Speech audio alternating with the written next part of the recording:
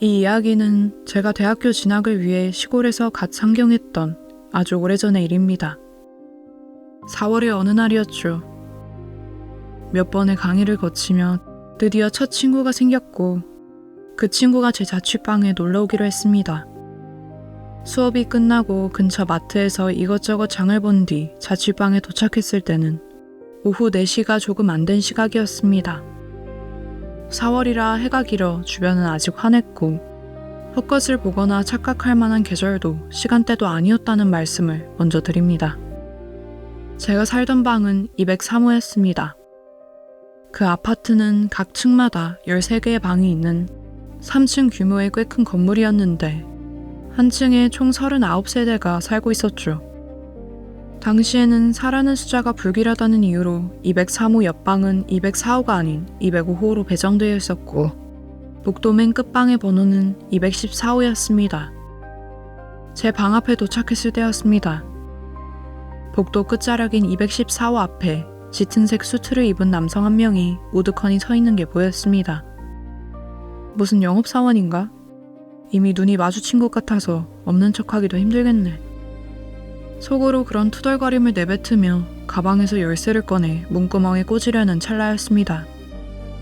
시야 한 구석에 걸려있던 그 수트 차림의 남자가 마치 벽에 스며들듯 214호 안으로 빨려 들어갔습니다. 문이 열리는 소리도 도어락이 작동하는 기계음도 전혀 없었습니다. 그저 남자의 형체가 문이라는 고치를 통과해 안으로 사라진 것 같았습니다. 너무 놀라 옆에 있던 친구의 얼굴을 보았습니다. 친구 역시 넋이 나간 표정으로 중얼거리더군요.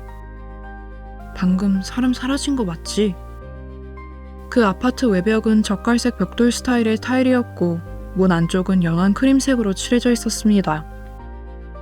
문이 열렸다면 내부에 밝은 색이 보여야 정상인데 제 눈에는 닫힌 문 너머로 사람이 투명하게 통과해버린 것처럼 보였습니다. 방을 계약할 때 이 건물의 여러 방을 둘러봤기에 모든 방의 구조가 같다는 건 누구보다 잘 알고 있었습니다. 결코 문이 열린 틈으로 들어간 게 아니었습니다. 불길한 기분을 떨치려 서둘러 방 안으로 들어갔습니다. 친구와 함께 저녁 준비를 하면서도 방금 본 현상에 대해 끊임없이 얘기를 나눴습니다. 저나 친구나 살면서 영적 체험을 한 적은 단 한 번도 없었지만 방금 본 장면은 너무나도 선명했습니다. 결국 찝찝함을 참지 못하고 아파트 관리회사에 연락을 취했습니다. 복도 끝방에 수상한 사람이 들어가는 걸 봤는데 혹시 세입자 신변에 문제가 있는지 확인 좀 부탁드린다 라고 요청했죠. 한참 친구와 요리를 하고 저녁을 먹으며 휴식을 취하고 있었을 때였습니다. 갑자기 초인종이 울렸습니다. 문을 열자 그곳에는 관리회사 직원과 아파트 주인의 부인, 그리고 경찰관 2명이 굳은 표정으로 서 있었습니다. 그들은 다짜고짜 제게 214호실 상황을 목격한 경위를 자세히 말해달라고 했습니다. 알고 보니 214호실의 거주자가 방 안에서 숨진 채 발견된 것이었습니다. 경찰의 설명에 따르면 214호 거주자는 혼자 사는 중년 남성이었습니다. 전날 퇴근 후 귀가한 기록은 있었지만 당일 회사에 출근하지 않았다고 하더군요. 문은 굳게 잠겨 있었고 외부 침입의 흔적이나 싸운 흔적도 전혀 없었습니다. 귀가 직후 갑자기 발생한 돌연사였습니다. 저희가 그 남자를 본 오후 4시는 이미 그가 사망한 지 한참 지난 뒤였습니다. 결국 사건성 없는 병사로 처리되었고 첫 발견 자격인 저희와는 아무런 접점이 없다는 것이 확인되어 조사는 마무리되었습니다.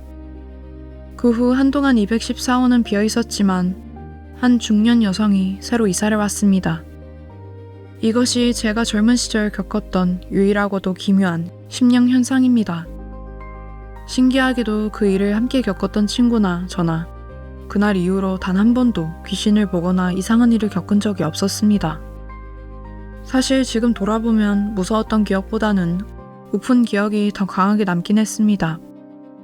생전 처음 해보는 스파게티 요리라 양 조절에 실패해서 500g 한 봉지를 통째로 삶아버리는 바람에 친구랑 둘이서 배가 터질 듯이 꾸역꾸역 먹었던 기억 말입니다. 최근에 그 친구를 오랜만에 만나 술 한잔 기울이며 그때 이야기를 했습니다. 그때 진짜 무서웠는데 그 스파게티 때문에 배불러서 잠도 제대로 못 잤던 거 기억나? 둘이서 웃으면서 넘겼지만 문득 그런 생각이 들더군요. 그날 문 속으로 사라지던 그 남자의 뒷모습은 자기가 죽은 줄도 모르고 그저 평소처럼 퇴근해 집으로 돌아가던 마지막 걸음이었을까요? 아니면 누군가 자신을 발견해 주길 바라는 마지막 신호였을까요?